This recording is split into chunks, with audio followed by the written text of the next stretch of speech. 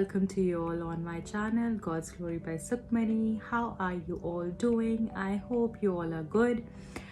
And आज की tarot card reading का सेशन ये होने वाला है कि अब से नेक्स्ट 24 आवर्स में आपकी लव लाइफ में क्या चेंजेस देखने को मिलेंगे, क्या होने वाला है अब से नेक्स्ट 24 आवर्स में in your relationship, in your love life. Let us check. आप अपने पर्सन के बारे में सोच सकते हैं जब तक मैं कार्ड शफल कर रही हूँ. चैनल को प्लीज़ याद से सब्सक्राइब कर लीजिएगा, उससे एनर्जी एक्सचेंज होता है, आपसे रीडिंग रेजोनेट होती है, आपको सही गाइडेंस मिल पाती है. रीडिंग अच्छी लगेगी तो ज़रूर लाइक कीजिएगा guys. Okay, thank you so much for all the love.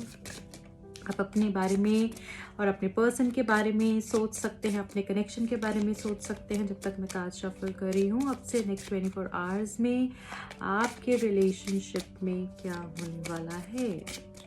Next 24 hours from now. Thank you. Okay, we got a few cards. Let us see. First is the moon. Then we got 9 of Cups, Devil card, King of Wands, the High Priestess. Bottom of the deck हमारे पास है Page of Cups.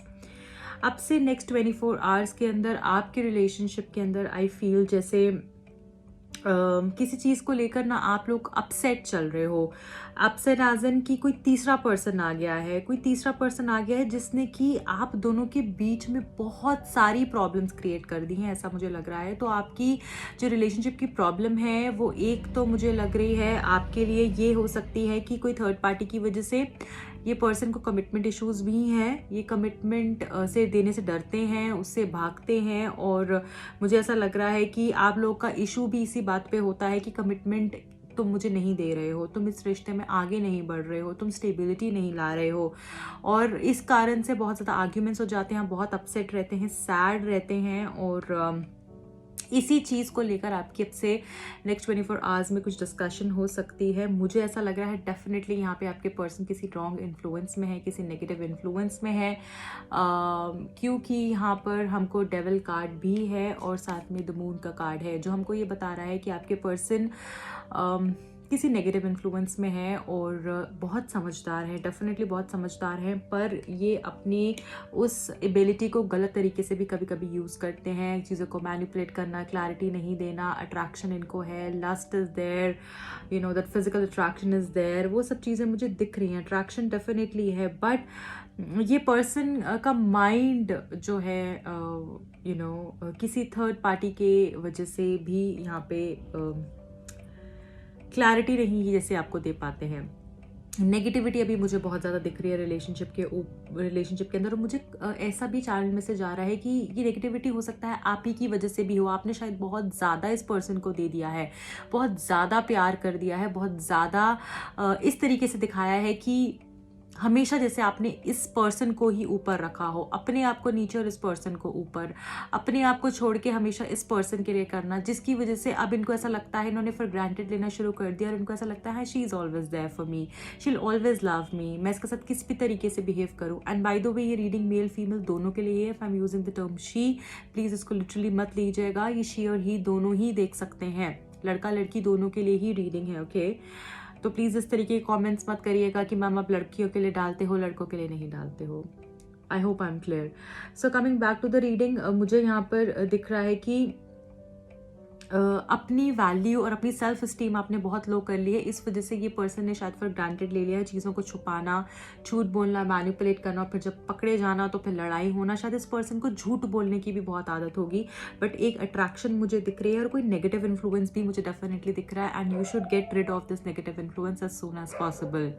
मुझे यहाँ पर ऐसा भी दिख रहा है गाइज कि आपके जो पर्सन है वो कमिटमेंट देने से डर रहे हैं. कुछ चीज़ों को लेकर आप जिन भी चीज़ों को लेकर अभी अपसेट चल रहे हो काफ़ी समय से, क्योंकि यहाँ पे द मून का कार्ड है जो मेजर अरकाना से है, जो ये बता रहा है कि रिलेशनशिप के अंदर आपने अच्छा समय भी काटा है, बट जितना खुशी थी उतना दुख भी रहा है.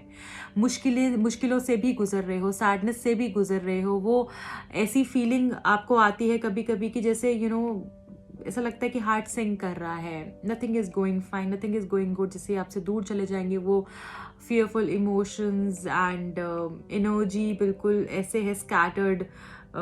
ऐसी फीलिंग आती, कभी कभी बहुत रोते हो, अपसेट हो जाते हो, तो मुझे ऐसा लग रहा है कि साइलेंस, आपको अपने साथ कुछ वक्त बिताने के लिए कहा जा रहा है। कुछ वक्त आप खुद के साथ बिताइए, उससे आपको बहुत सारी चीज़ों को लेकर क्लैरिटी मिलेगी। आप पानी ज़्यादा पीजिए, हो सकता है आप पानी नहीं पी रहे हैं, कुछ लोगों के लिए यहाँ पे पानी पीने के लिए भी बहुत स्ट्रॉन्ग मैसेज आ रहा है।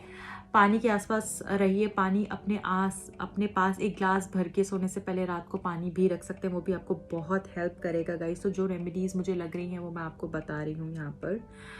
साथ के साथ आई ऑल्सो फील जैसे अब से नेक्स्ट 24 आवर्स में जो भी आपके पर्सन ने छुपाया है, हो सकता है वो आपको पता चल जाए, उसके ऊपर आप इस पर्सन से क्लैरिटी लो, ये आपको क्लैरिटी दें। और मुझे ऐसा लग रहा है कि उस क्लैरिटी से आपको बहुत सेटिस्फैक्शन और हैप्पीनेस मिलने वाली है। कोई विश आपकी पूरी हो सकती है, हो सकता है बहुत समय से आप इस पर्सन को मांग रहे हो या कुछ ऐसा मांग रहे हो जो कि आपको अब से नेक्स्ट 24 आवर्स के बीच में डेफिनेटली मिलने वाला है। कोई भी एक खुशी का रीज़न और सेटिस्फैक्शन, हैप्पीनेस, रिलेशनशिप वापस आपका रीयूनियन हो जाना, और वो सेटिस्फैक्शन भी मुझे यहाँ पर दिख रही है।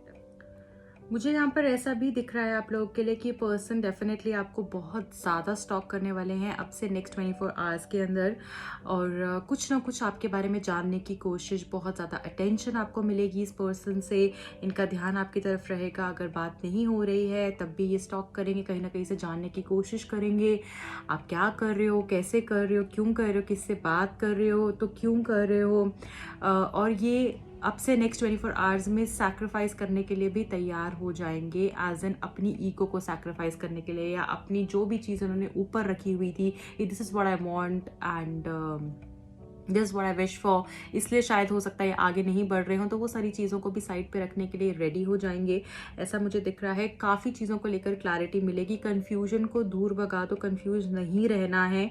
जो भी लोग यहाँ पर सैड हैं, जो भी लोग यहाँ पे डिप्रेस्ड हैं, आपको एक बात समझनी है कि आप अगर लो वाइब्रेशन में रहोगे तो कभी भी हाई वाइब्रेशन की चीज़ों को अट्रैक्ट नहीं कर पाओगे।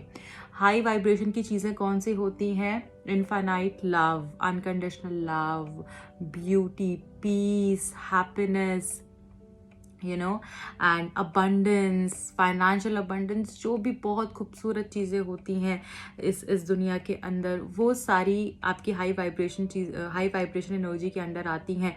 और आप वो सब चीज़ों को कैसे अट्रैक्ट करोगे? जब तक आप रोते रहोगे, सैड रहोगे, तो नेगेटिविटी ही अट्रैक्ट करोगे, तो कभी भी अपने गोल तक नहीं पहुंच पाओगे।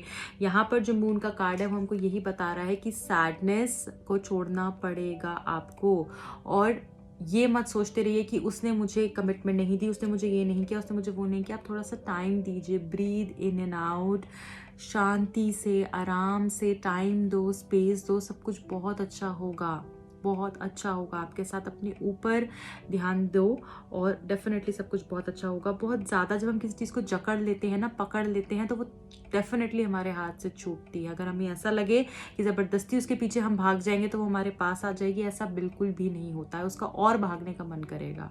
तो आप उसको स्पेस दीजिए ताकि उसको भी समझ में आए कोई उसके पीछे नहीं भाग रहा है। अगर उनको, क्योंकि क्या होता है ना, फिर इंसान इसी चीज़ में लगा रहता है। जब आप उनके पीछे नहीं भागोगे तो शायद वो रिश्ते की अहमियत को समझ पाएंगे, आपकी अहमियत को समझ पाएंगे, जो मुझे लग रहा है उनको इस डेविल मोड से बाहर निकलने में भी हेल्प करेगा।